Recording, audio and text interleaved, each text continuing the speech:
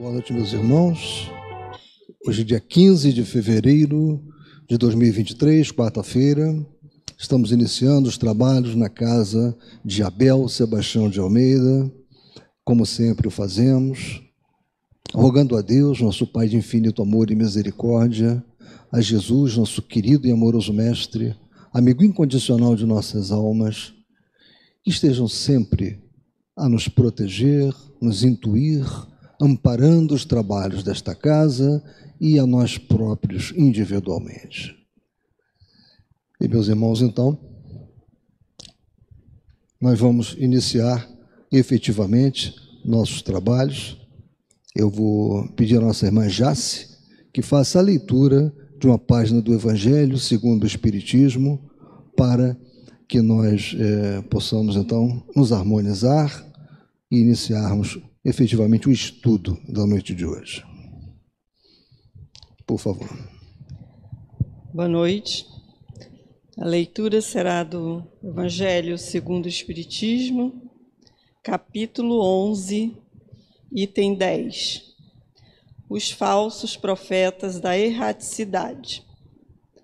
Os falsos profetas não se encontram unicamente entre os encarnados. Há-os também, e em muito maior número, entre os espíritos orgulhosos que, aparentando amor e caridade, semeiam a desunião e retardam a obra de emancipação da humanidade, lançando-lhe de través seus sistemas absurdos, depois de terem feito que seus médios os aceitem. E, para melhor fascinarem aqueles a quem desejam iludir, para darem mais peso às suas teorias, se apropriam sem escrúpulo de nomes que só com muito respeito os homens pronunciam.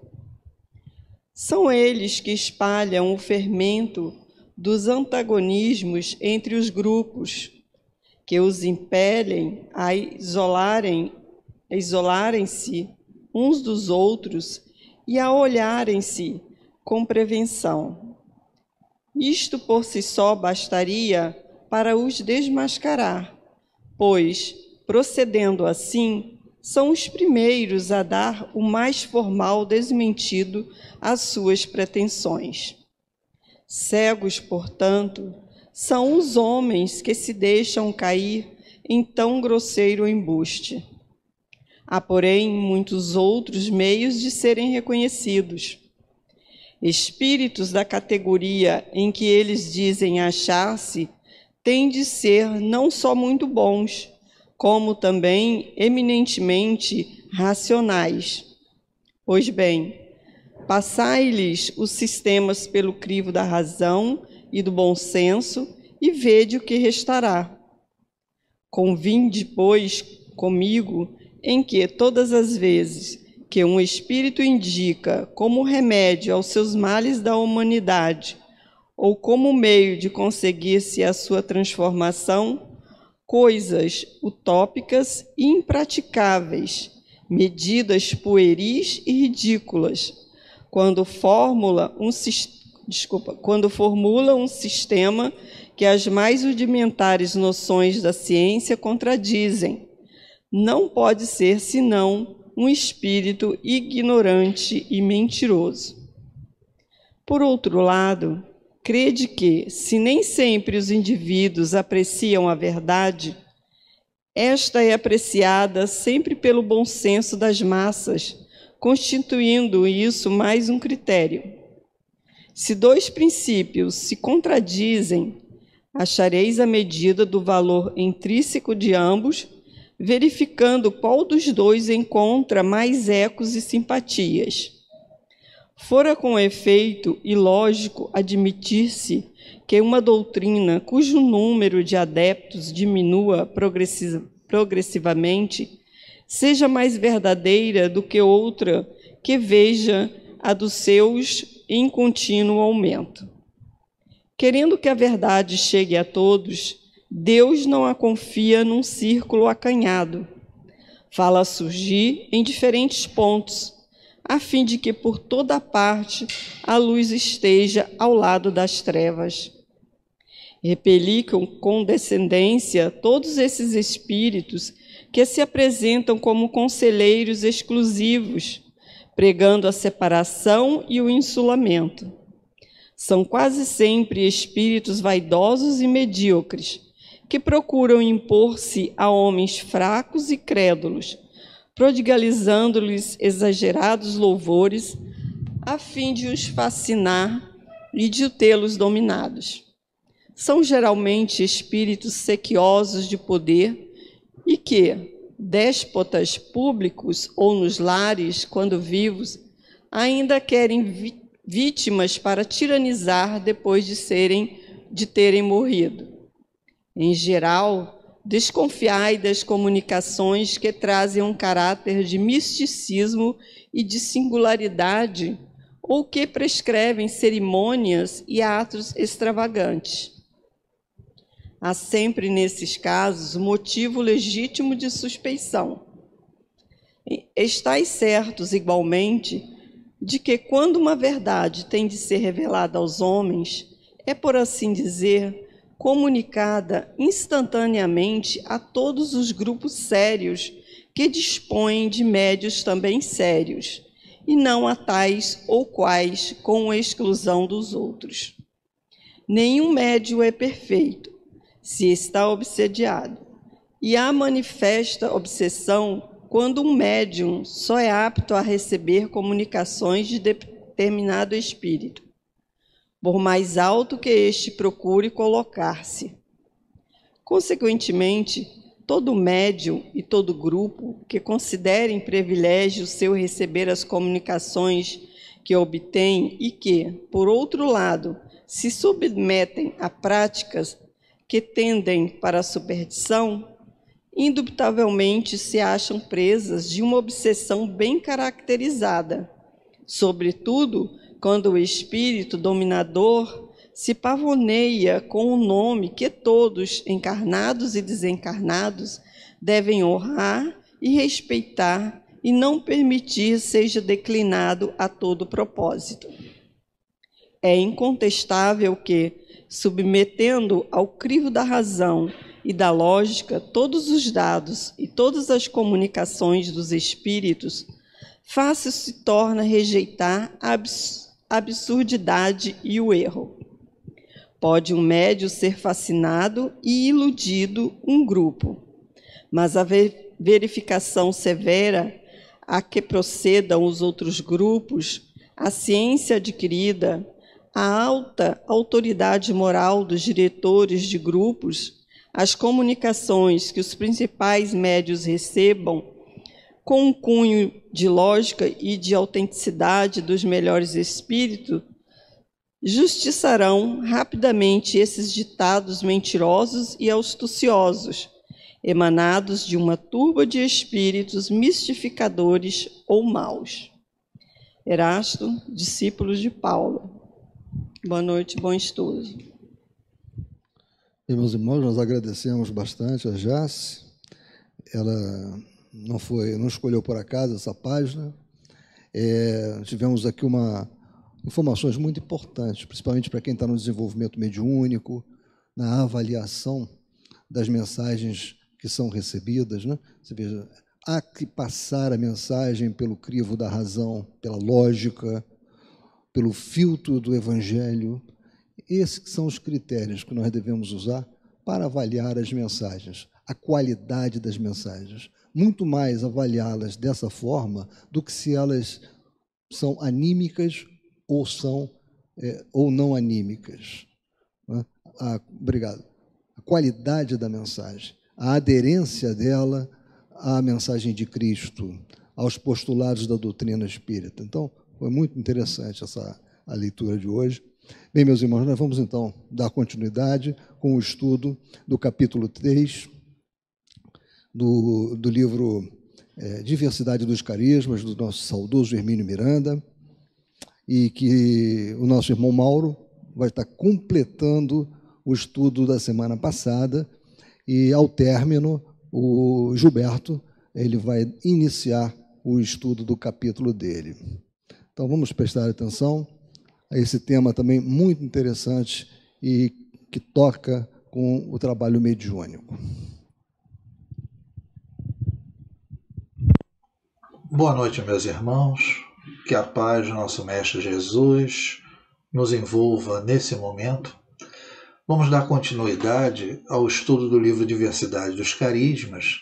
E semana passada nós interrompemos esse capítulo 3, que tem como título Psicofonia, no item 5, Desenrola-se o Trabalho.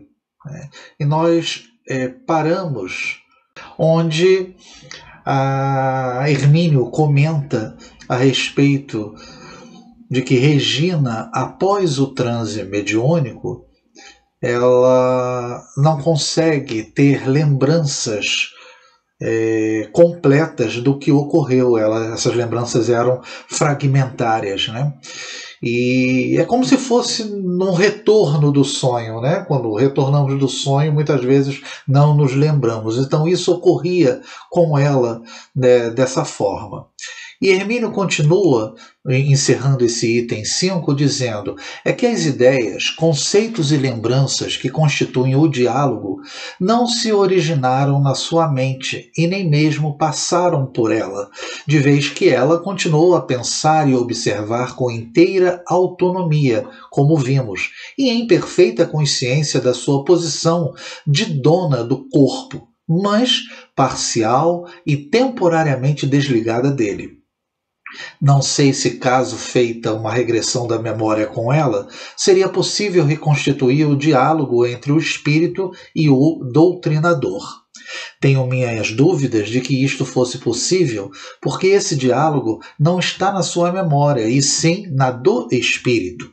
Seria difícil registrar toda a conversa e as emoções alheias ao mesmo tempo em que pensa e observa com a sua própria mente. Nunca consegue assim reconstituir toda a comunicação. De volta a casa, após encerrado o trabalho, procura não se fixar demais, mesmo nos aspectos mais relevantes que porventura tenha guardado na memória.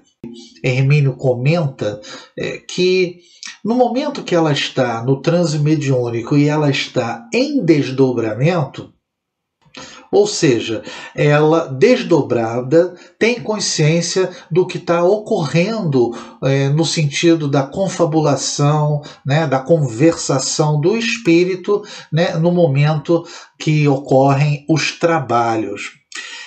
De certa forma, nós nos vemos obrigados a retornar àquele assunto, né, sobre a classificação de médium consciente, semiconsciente e inconsciente, justamente por essa afirmação aqui de Hermínio. Quando se toca na palavra inconsciente, está se referindo ao fato de lembrar-se ou não do que estava ou do que ocorreu durante o transe, né?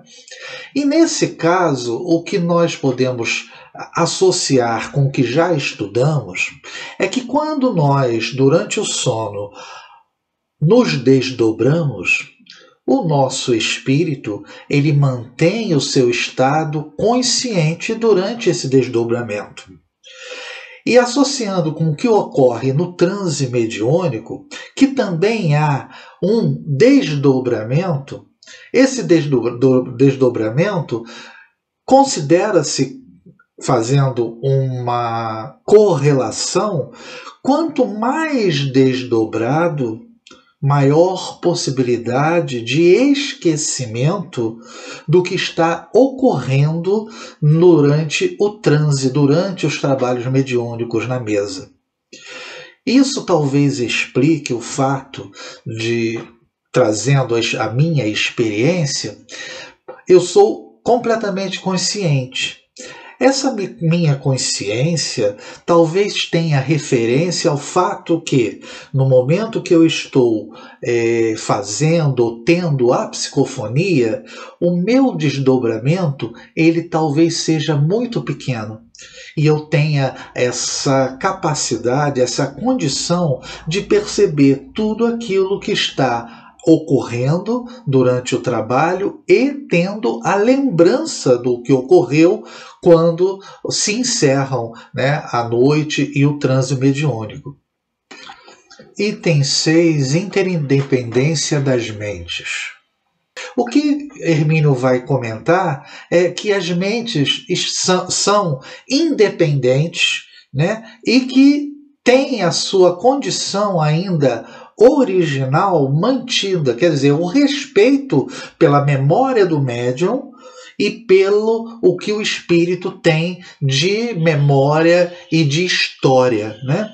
E ele continua encerrando esse capítulo com esse item 6, ele nos diz: ao abordar o problema da autonomia das duas memórias, pareceu-me correto que assim fosse em princípio explicada a ausência de lembrança por parte de Regina, que somente retinha episódios isolados, fragmentários e mais marcantes. Mas eu ainda não estava plenamente satisfeito com a explicação, que, repito, parecia acertada, porém incompleta. Pois não deve a comunicação passar necessariamente pela mente do médium antes de se materializar na palavra falada ou escrita, perguntava-me. Por que razão não ficava lá retida?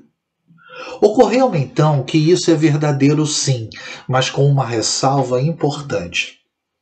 O que passa pela mente do médium não é exatamente o que o espírito pensa, não são as memórias que se fundem uma na outra, mas uns impulsos do comunicante para que ele possa ter à sua disposição os comandos psicomotores de que necessita para movimentar os centros adequados no corpo do médium. Ele continua: a entidade desencarnada não manipula a sua vontade e arbítrio a memória do médium, que tem a sua inviolabilidade preservada. Ela não coloca ou retira nada de lá, e nem o médium pode invadir ou interferir na mente da entidade que, por seu intermédio, se comunica. Tanto que não lhe é dado conhecer o que o comunicante vai dizer ou fazer a seguir. Se este interromper a psicografia de um texto ou uma frase que está dizendo, o médium não sabe o que virá a seguir. Isto demonstra que o médium não está participando do processo de elaboração da comunicação, apenas cede o seu instrumento para que ela se veicule. Isso, de certa forma, meus irmãos, explica, no meu caso, a dificuldade na captação daquilo que a entidade pretende que eu diga, né, que eu me expresse. Em dado momento, como eu havia comentado semana passada, é como se eu ficasse observando, prestando atenção no que vem à minha mente para que eu possa transmitir.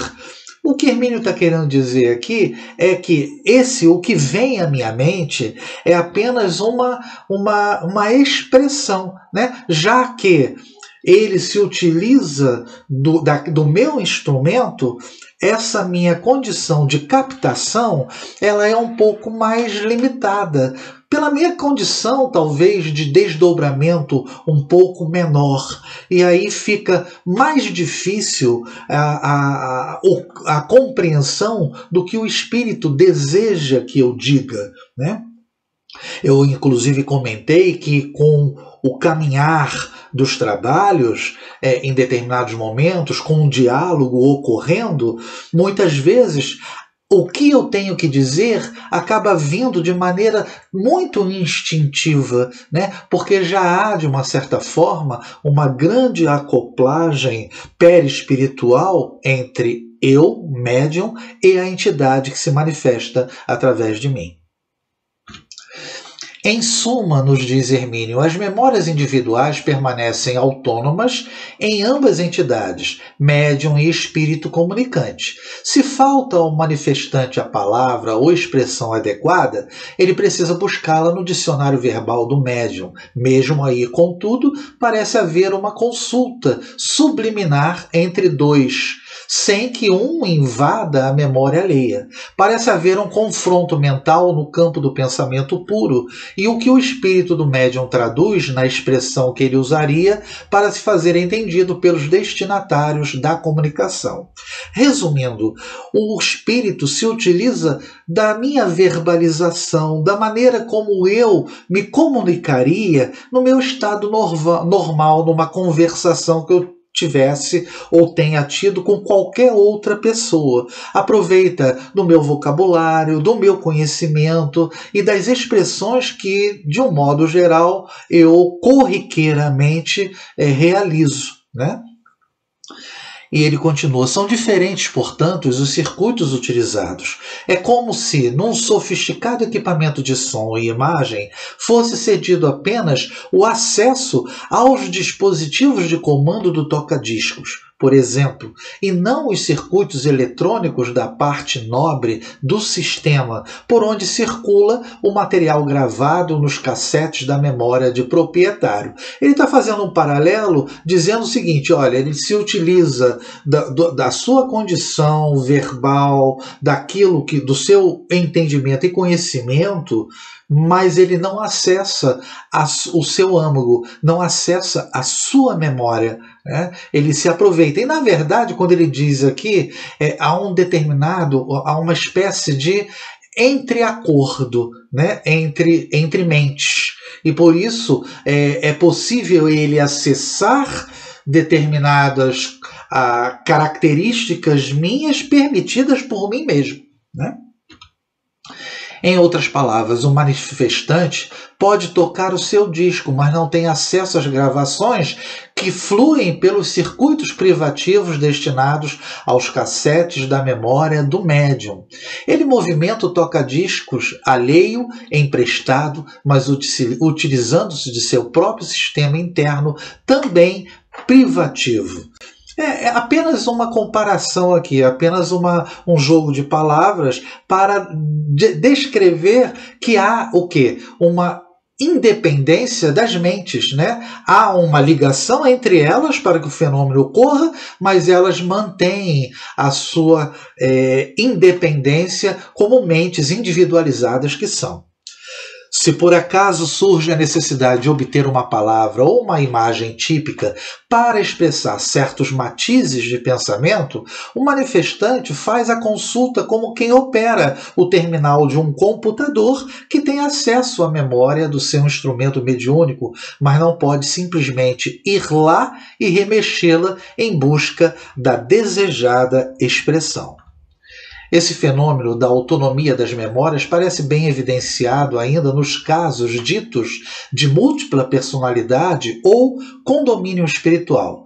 Desconheço exemplo em que um espírito saiba o que o outro fez e pensou através do corpo por eles utilizado. Cada um que toma posse do corpo provoca um desligamento dos circuitos do dono do corpo, ligando a sua própria tomada para ativar seus circuitos pessoais. Horas, dias ou anos depois, ao retirar-se, pode deixar sequelas físicas e até algumas vagas imagens mentais, mas não a lembrança do que disse ou fez enquanto esteve na posse do corpo alheio, pois a instrumentação da memória veio com o invasor e com ele se vai. Basta conferir essa realidade com os vários casos hoje documentados, como para citar apenas um, o de Hauswirth, no livro The Five of Me, Os 5 de Mim, que teve os seus circuitos desligados aos 3 anos de idade. Foi ocupado por 4 entidades diferentes durante 43 anos e só retomou a posse do seu sistema aos 46 anos de idade e sem lembrança do que ocorreu nesse interim. Fica por responder uma pergunta.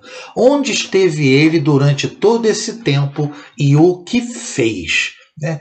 Bem, o questionamento ele é válido aqui, feito por Hermínio, e naturalmente de difícil resposta, né?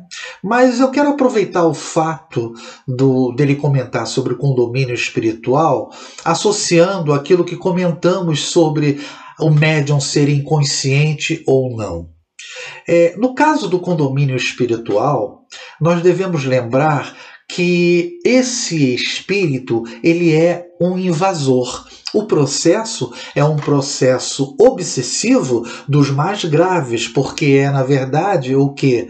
Uma subjugação. E nós nos lembramos que no capítulo falando sobre condomínio espiritual, a entidade conseguia manipular e subjugar o espírito, a pessoa encarnada, utilizando-se da hipnose. Então, o que pode ter ocorrido em alguns casos, né, a gente não tem também certeza a respeito disso, é que, estando num processo de hipnose, esse espírito ele não tem o domínio sobre o corpo, e por isso o espírito invasor assume e influencia a ponto de subjugá-lo e assume o aspecto máximo da obsessão, utilizando esse corpo. A gente lembra que não é uma invasão, uma tomada, dois espíritos estando no mesmo corpo. Não é isso. O espírito original do encarnado se mantém em desdobramento sobre a ação hipnótica desse invasor. E sobre a ação hipnótica, esse espírito possivelmente, com certeza, ele está sem noção do que está ocorrendo com o seu corpo. E por isso, ao retornar depois, né, de 43 anos, ele não tem a lembrança de nada. Então, nesse caso, a gente pode até imaginar uma inconsciência nesse momento de hipnose. No momento do transe, nós lembramos que o transe mediúnico, o médium, ele se predispõe a realizar aquele fenômeno. Então existe um certo consentimento. Esse consentimento promove aquele desdobramento, como nós havíamos comentado, e nesse momento do desdobramento, ele está consciente, mas ao retornar ao corpo, ele não tem a lembrança. Assim como retornamos quando acordamos, né, de uma noite de sono, dos sonhos que não nos lembramos, ou lembramos deles de maneira fragmentada. Então, fazendo uma associação com essa interdependência das mentes, nós poderemos associar o seguinte: quanto maior for essa interdependência das mentes, maior será a inconsciência do espírito em relação àquilo que está sendo falado pelo espírito que está se manifestando. Agora, é lógico que onde esteve ele durante todo esse tempo e o que fez? Será que ele estava o tempo todo inconsciente? Será que ele estava o tempo todo sobre a hipnose? É possível? Talvez fragilizado pela dominação do espírito? Então, tudo isso são coisas que realmente devem ser estudadas e refletidas. Mas acredito que a questão da inconsciência, repetindo ou não, do médium, está relacionada à lembrança ou não. Kardec, quando comenta em relação ao médium inconsciente, ele faz referência principalmente àquela pessoa que é médium e não sabe que é médium. Então, ela inconscientemente é médium e não sabe, mas não em relação à lembrança durante o fenômeno. Em nosso caso aqui, eu acho que deu para a gente ter uma ideia. Eu não poderia me omitir diante dessa pequena discussão, mas mantendo aquele posicionamento clássico. médiuns conscientes, médiuns semiconscientes e médiuns inconscientes relacionado à lembrança do que ocorre durante o transe.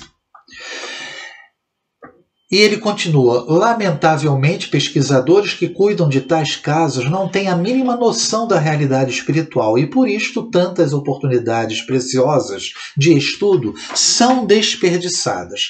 É provável que o espírito dono do corpo fique hipnotizado em estado de torpor ou que, embora vivendo em paralelo, desligado de seu próprio corpo, ao voltar, de nada se lembre, precisamente porque durante todo o tempo ele esteve desligado e somente operou a sua memória perispiritual, nada registrando nos cassetes celulares do cérebro físico.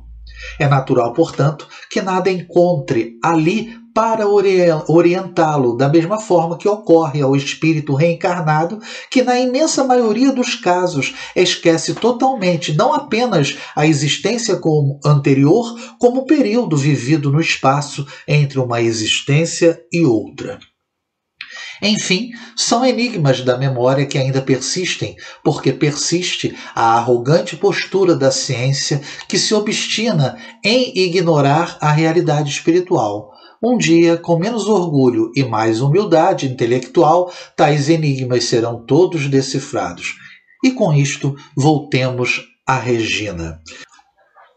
Bem, meus irmãos, nós encerramos na noite de hoje esse item 6 e eu agradeço a atenção de todos, peço desculpas pela impossibilidade de estar realizando o estudo presencialmente e desejo a todos uma boa noite e muita paz. Obrigado.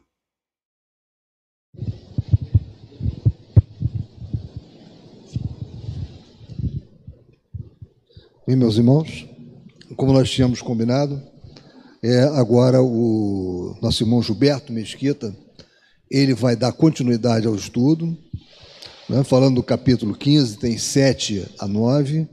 Nesse estudo de Gilberto, provavelmente ele vai tocar ou vai se utilizar de 2 obras que são muito importantes, que é Mecanismos da Mediunidade, é uma obra ditada por André Luiz, psicografada por Chico, muito conhecida por todos nós, né? Talvez não lida como deveria, e Animismo e Espiritismo, de Ernesto Bozano. Então, acredito que o Gilberto vai falar. Se for o caso, vocês podem encontrar Mecanismos da Mediunidade na livraria, né? Nós parece que temos 2 unidades lá, e eu aproveito também para dizer que a livraria está com muitas obras novas, né? Aproveitando esse pequeno intervalo aqui, eu mesmo já comprei uma obra que eu estou gostando muito, Apocalipse, do Haroldo Dutra Dias, Mitos e Verdades, muito interessante. Temos muitas coisas novas lá. Vale a pena dar uma paradinha na livraria. Gilberto, não quero ocupar mais tempo. Seja muito esperado.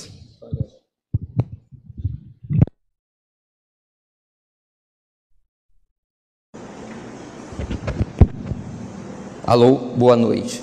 Vamos então dar continuidade, né? O Mauro terminou o item 6, é o capítulo 15 do livro novo, capítulo 3 do 2º volume, né? E aí a gente vai continuar o estudo iniciando o item 7 aqui então.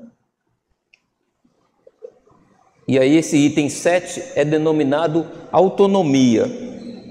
E Hermínio de Miranda aqui, quando se refere à autonomia, é a autonomia que o médium dá ao espírito comunicante, né? É essa autonomia que ele está se referindo, né? Então, Hermínio nos diz: Regina nos proporciona uma sólida convicção de autonomia. Deixe-me ver se consigo explicar isso. Como trabalhamos juntos durante muitos anos, é natural que chegasse a conhecer bem a personalidade dela, suas características de temperamento, sua maneira de considerar as coisas, sua ética, suas ideias, seu comportamento, grau de cultura, preferências e idiosincrasias. Só para esclarecer, né? Idiosincrasia, etimologicamente, Idiosincrasia surgiu do grego idiossucrasia, que significa temperamento particular. Na religião, idiosincrasia é o comportamento estranho ou diferente do usual das pessoas de determinada doutrina religiosa, por exemplo. Então, quando as pessoas incorporam coisas estranhas à religião e comportamentos e tudo mais, a gente chama, né, de idiosincrasia. E ele conhecia a maneira de pensar da Regina, inclusive nas suas estranhezas, vamos dizer assim, né? E ele diz: é de se esperar, portanto, que eu esteja em condições de distinguir com relativa segurança e convicção se falo com ela ou com outra entidade através do seu corpo físico. Então a gente vê que Hermínio de Miranda deve ter trabalhado como dialogador com ela em alguns trabalhos, e ele diz, por conhecê-la bem, ele conseguia distinguir claramente quando era ela que falava ou quando era algum espírito que se manifestava, né?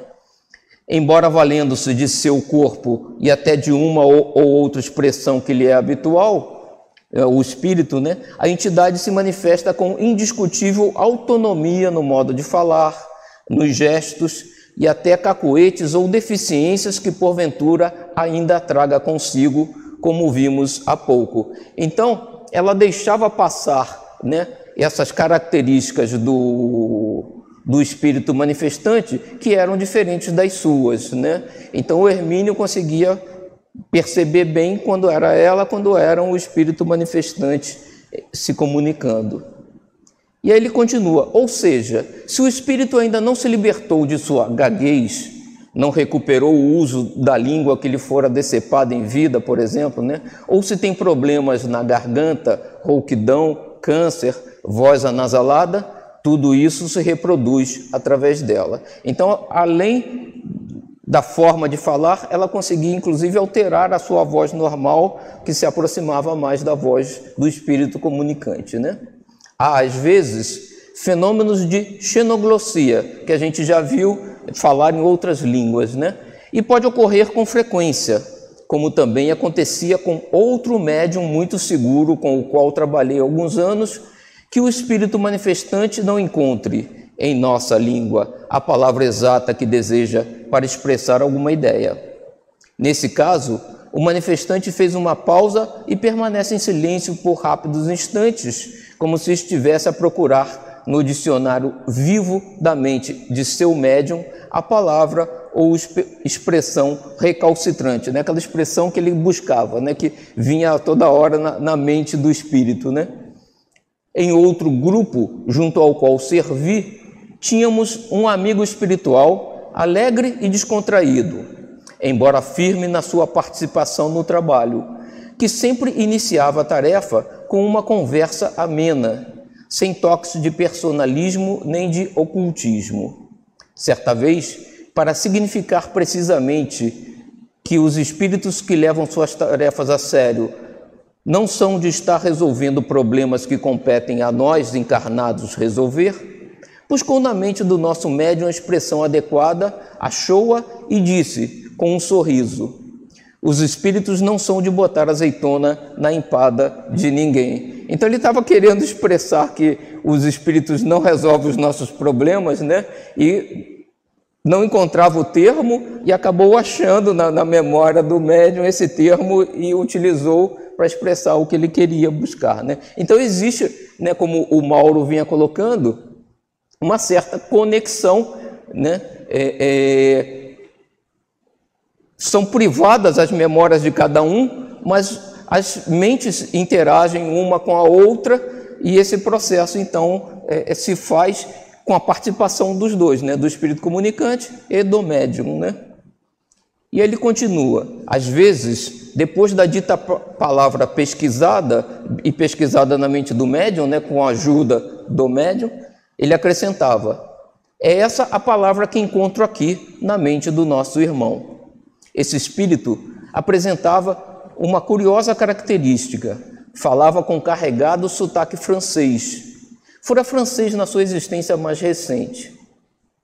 Antes de começar a comunicação, o médium parecia adaptar-se ao seu modo de ser, como que produzindo para ele uma garganta especial, ectoplásmica, após ligeira regurgitação. Então ele está dizendo aqui, o Hermínio, que em alguns casos, talvez seja assim que ele explica que a própria Regina, de alguma forma, conseguia produzir voz anasalada, ou rouca, ou tudo mais, é que o médium adaptava o seu organismo, né, sua falange, né, o seu sistema, talvez até com a ajuda de energias ectoplásmicas, para poder alterar a voz naquele sentido, né? E possivelmente com esse outro espírito francês, o médium também se ajustava para poder falar com aquele sotaque francês, né? Até expressões suas em português denunciavam, às vezes, as matrizes francesas que as produziam. Então o médium conseguia passar isso de forma fiel, vamos dizer assim, né? Companheiro muito querido, bem-humorado, mas também severo quando necessário. Sua aparente rudeza era a fachada tênue atrás da qual procurava ocultar um magnífico e generoso coração. O Hermínio tem essa característica, né? Todas as pessoas ele sempre vê de uma forma muito positiva, né? Por mais que tenham características às vezes. E ele continua, então, falando sobre autonomia, né? Essa busca de expressões adequadas também ocorre com Regina e, frequentemente, acontece de ser inglesa a palavra achada, de vez que ela conhece bem essa língua. Então, no caso de Regina, que ela dominava também o inglês, muitas vezes o espírito comunicante achava um termo em inglês para expressar o que ele queria na memória da Regina, né? Certa vez, todo o diálogo foi em inglês, dado que o doutrinador também o conhece. Se era o Hermínio, ele falava inglês realmente, né?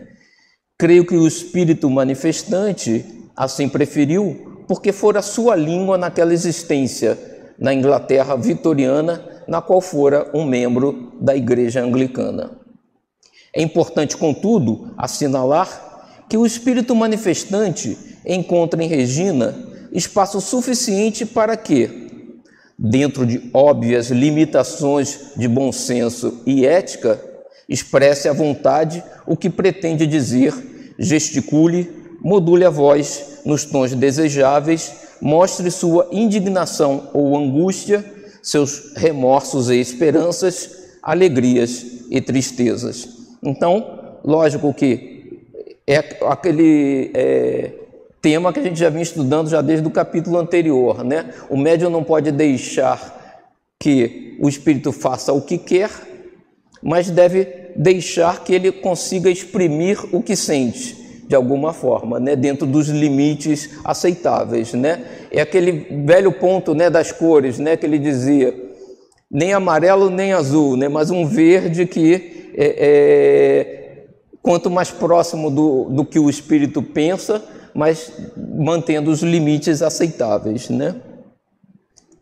E aí ele diz, é preciso que os médiuns se esforcem por não pasteurizar a comunicação, ou seja, a gente não pode deixar o espírito provocar excessos, mas a gente tem que deixar que ele expresse o que está sentindo, né? Se você pasteurizar, vai ser uma fala sem sentimentos, né? Sem expressão. E aí você está cortando parte do processo da comunicação, que é a gente perceber qual é a dor do espírito que está se apresentando, né?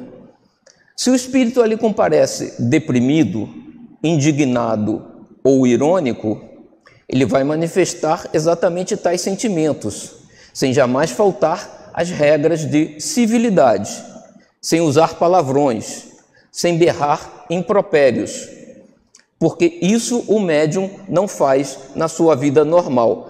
E aqui está em itálico, né, esse termo, mas o texto do livro está assim, né? E eu coloquei uma passagem do capítulo anterior que a gente viu, que exatamente ele recomendava isso, né? Cabe ao médium viver o dia a dia em estado de permanente vigilância, fugindo de situações equívocas provocadas pelo que Boddington chama de distúrbio emocional, ou seja, o médium deve evitar distúrbios emocionais, né, de raiva, de descontrole, né? Tem de ser tão disciplinado nesse ponto e tão positivo, ou mais, do que as pessoas que por natureza procuram resolver tudo com equilíbrio e de cabeça fria. Uma vez que essa atitude de serena observação e avaliação no trato com o mundo que o cerca seja desenvolvida e consolidada no médium em estado normal de vigília, fixa-se nele uma segunda natureza de equilíbrio, que não vai permitir espaços para que o espírito manifestante possa fazer dele quanto lhe venha à cabeça. Esse trecho está aqui no próprio livro, né, no capítulo anterior, em que o Hermínio fazia sugestões de como o médium se preparar, né, para chegar a esse ponto de equilíbrio. Isso era um dos pontos que ele colocava, né?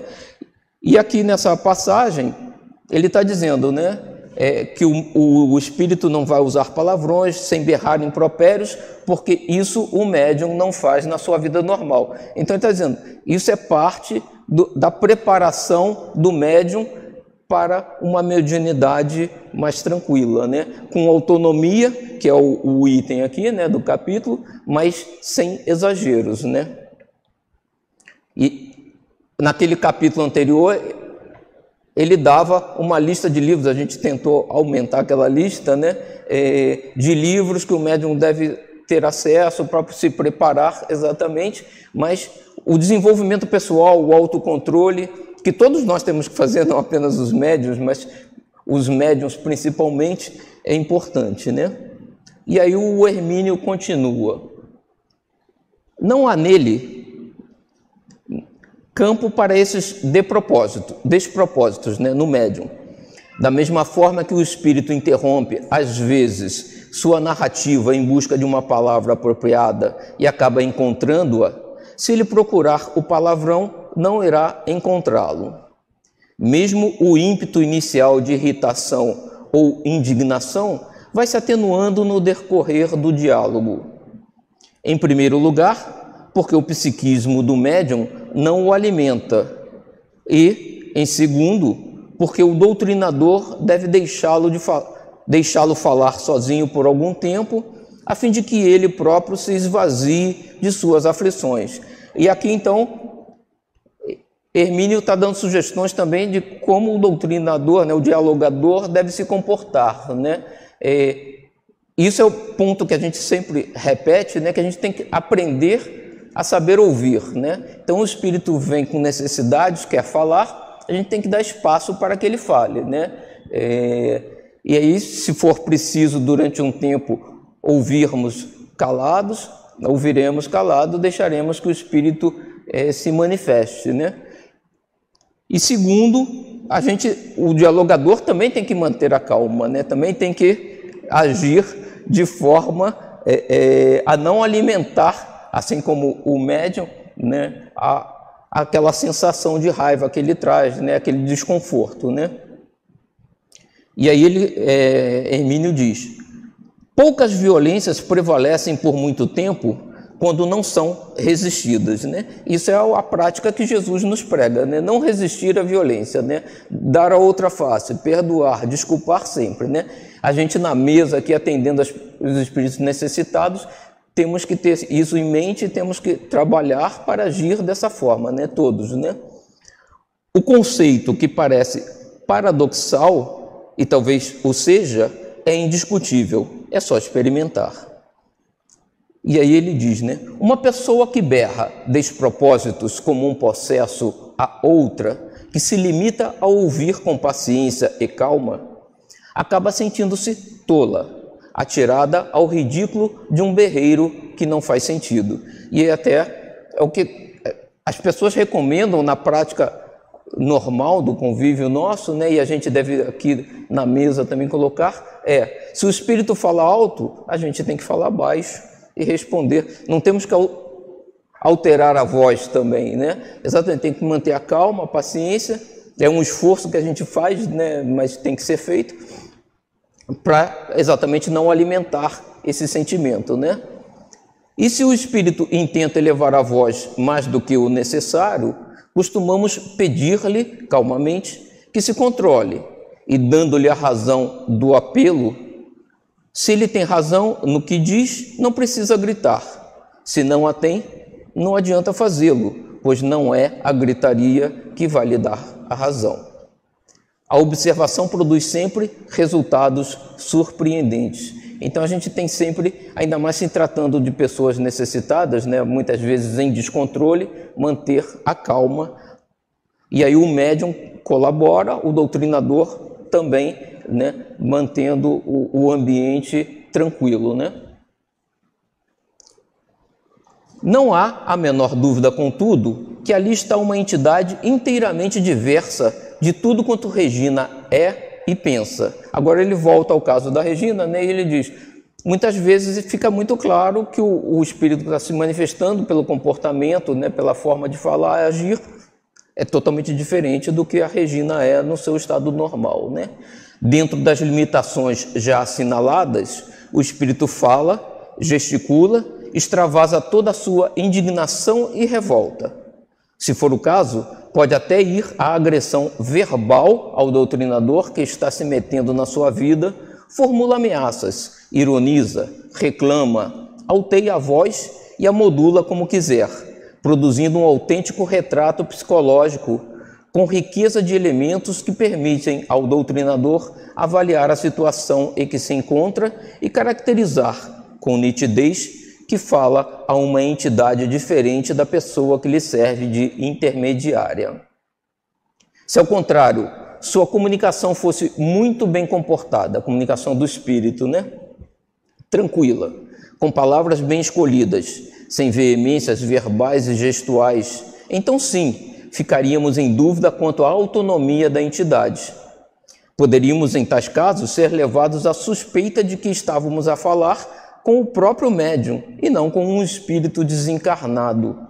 Seria desastroso o trabalho, a meu ver, que o comunicante fosse dominado pelo médium de tal maneira a ponto de produzir uma comunicação bem educada e artificial que jamais conduziria ao verdadeiro núcleo dos seus problemas.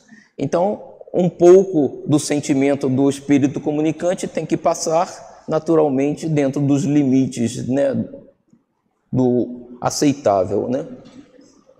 E aí o Hermínio comenta aqui, é esta exagerada contenção dos médiuns, treinados para serem bem comportadinhos, isso ele generaliza, né? Isso acontece em muitas casas, muitos centros, né? Talvez no passado mais do que hoje, mas cabe aqui o comentário, né?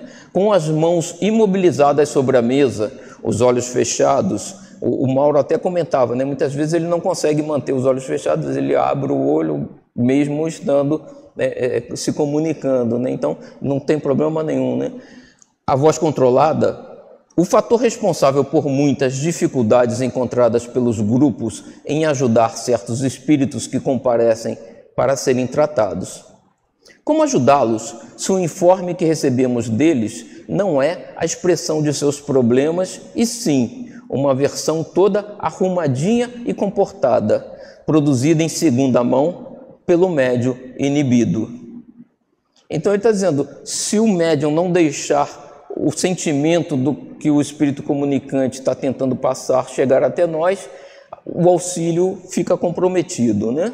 Tem de haver, portanto, um meio termo entre permitir que o espírito faça tudo quanto entender e como entender, ou bloqueá-lo de tal maneira que ficamos sem saber das suas verdadeiras e profundas motivações. Esse é sempre o drama, né? Esse ponto que o Hermínio coloca aqui, mas que todos nós temos que sempre buscar chegar no meio termo aceitável, né?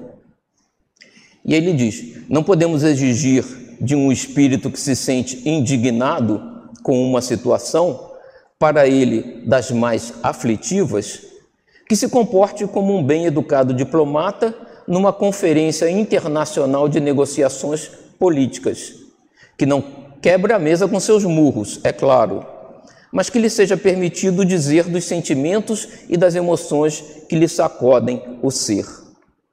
O médium que não consegue esse equilíbrio entre os dois extremos não está corretamente preparado para a sua tarefa, ou seja, esse médium tem que se preparar um pouco mais, né?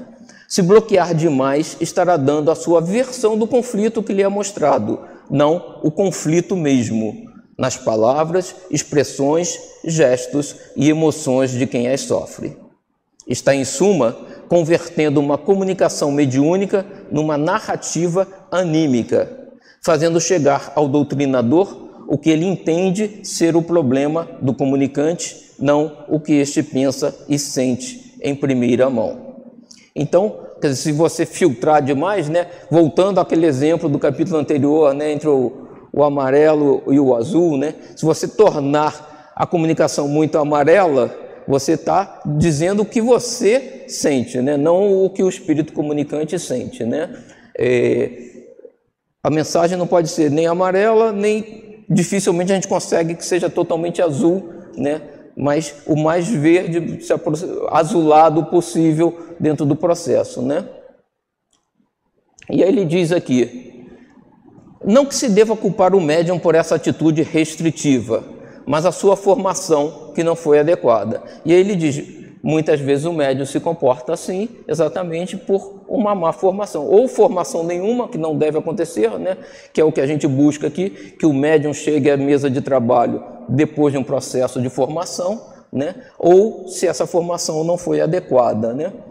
E ele diz aqui, né? Criou-se na mente de alguns responsáveis pela tarefa do treinamento dos médiuns tal pavor ante o fantasma do animismo que qualquer participação do médium na comunicação é considerada censurável e indesejável.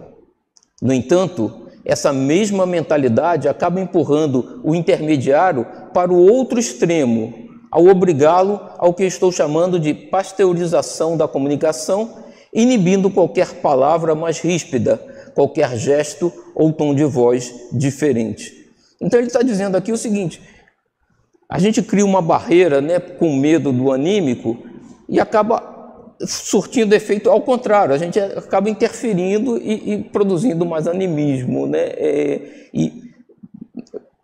filtrando demasiadamente a comunicação, né. Para esses dirigentes, o médium tem de falar com a sua própria voz, sem movimentar as mãos, sem abrir os olhos, sem deixar passar expressões que, afinal de contas, autenticam a presença de uma entidade com tais ou quais problemas. Pois não é totalmente diferente da sua a personalidade do ser que ali está tentando comunicar-se? Como vamos exigir que sejam idênticos na maneira de expressar-se?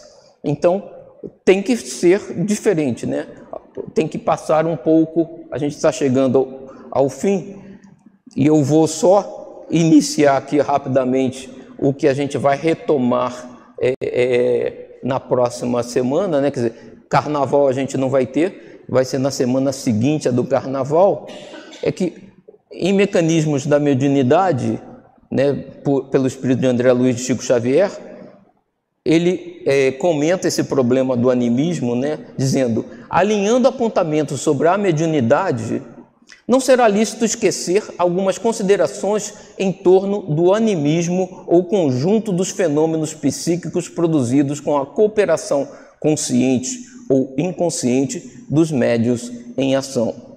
Temos aqui muitas ocorrências que podem repontar nos fenômenos mediúnicos de efeitos físicos ou de efeitos intelectuais, com a própria inteligência encarnada comandando manifestações ou delas participando com diligência, né? Participando ativamente, numa demonstração que o corpo espiritual pode efetivamente desdobrar-se e atuar com seus recursos e implementos característicos, como consciência pensante e organizadora, fora do carro físico.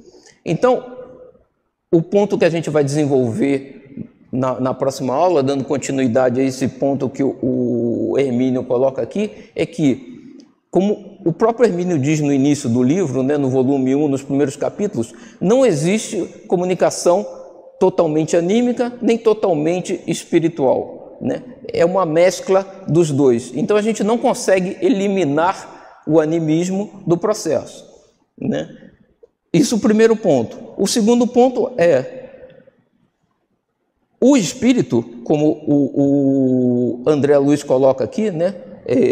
Pode efetivamente desdobrar-se, ou seja, se afastar do corpo e atuar com seus recursos e implementos característicos, como atuaria um espírito desencarnado, né? Então, algumas manifestações anímicas não tem problema nenhum, são perfeitamente aceitáveis e podem trazer, dependendo dos implementos, recursos e implementos característicos que esse espírito encarnado traga, pode trazer tão bons resultados quanto traria uma comunicação de um espírito desencarnado, né? Então a gente tem que, vamos dizer assim, afastar esse fantasma do animismo e aprender a trabalhar com ele de forma que, em cada caso, a gente vai ter manifestações anímicas, espíritas, anímicas e espíritas, né, mediúnicas, e a gente vai conviver com esse processo naturalmente, né? Não tem por que a gente criar um fantasma, né, de que animismo é uma coisa do outro mundo e que a gente tem que evitar de qualquer jeito. Não é, mas a gente vai desenvolver isso na próxima aula. Uma boa noite a todos.